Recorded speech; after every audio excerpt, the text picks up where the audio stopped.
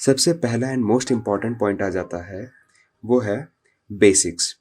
अब बेसिक्स के नाम पे आपको बहुत ज़्यादा टाइम वेस्ट नहीं करना है।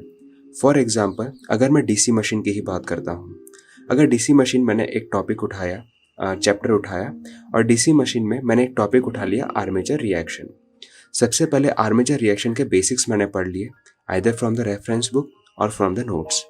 वो पढ़ने के बाद मुझे जो सेकंड स्टेप पे जाना है कि फॉर्मूला ऑफ दैट चैप्टर, अगर मैं चैप्टर पढ़ रहा हूँ तो उसके फॉर्मूला को मुझे लिखना है। जैसे डीसी मशीन की ही बात करूँ तो आर्मेचर रिएक्शन में डीमैग्नेटाइजेशन का, क्रॉस मैग्नेटाइजेशन के जो फॉर्मूलाज हैं वो आपको एक पेपर पे, पूरे चैप्टर के जितने भी फॉर्मूलाज हैं वो एक पेपर पे आपको लिख लेने हैं। जैसे ही आप फॉर्मूला लिख लोगे तो आपको उस पूरे चैप्टर का क्रक्स पता चल गया, जो आपको एग्जाम में क्वेश्चन सॉल्व करने में मदद करेगा। Now the next most important thing is, जब आपको पता चल गया उसका बेसिक्स, जब आपको पता चल गया कि अच्छा चैप्टर में ये न्यूमेरिकल को सॉल्व करने के लिए फॉर्मूलाज हैं, तो आपने फॉर्मूला एक शीट पे आपके सामने रख लिए। Now the next step is, that is previous year question paper. आपने कोई भी इंस्टीट्यूट की प्रीवियस ईयर क्वेश्चन पेपर की बुक ली होगी तो उसको सॉल्व करना स्टार्ट कीजिए। नो डाउट इन दैट कि जब आप सॉल्व कर रहे होंगे, आउट ऑफ 10 क्वेश्चंस आपको 5 क्वेश्चन शायद नहीं भी आएंगे, तो उसमें आपको वरी बिल्कुल नहीं करना है। तुरंत ही आपको नेक्स्ट स्टेप पे चला जाना है, मार्क द ट्रिकी क्वेश्चंस।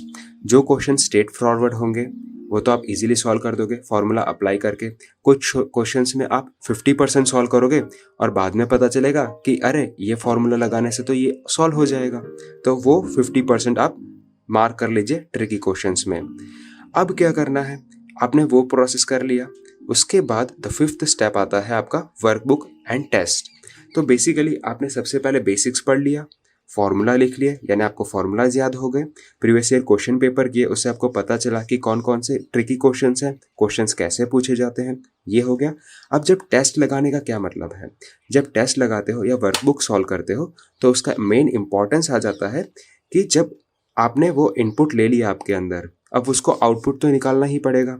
तो जब एग्जाम में आप बैठोगे तो क्या वो जितना भी आपने पढ़ा है कि आपको याद आ रहा है कि नहीं आ रहा है, वो आपको टेस्ट से और वर्कबुक से पता चलेगा।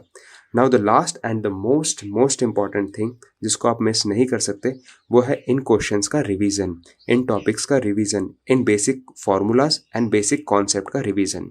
इतना स्टेप आप कर लोगे, डेफिनेटली आई गारंटीड यू कि आप बहुत अच्छा स्कोर कर सकते हो गेट में। Thank you very much. जय हिंद, वंदे मातरम।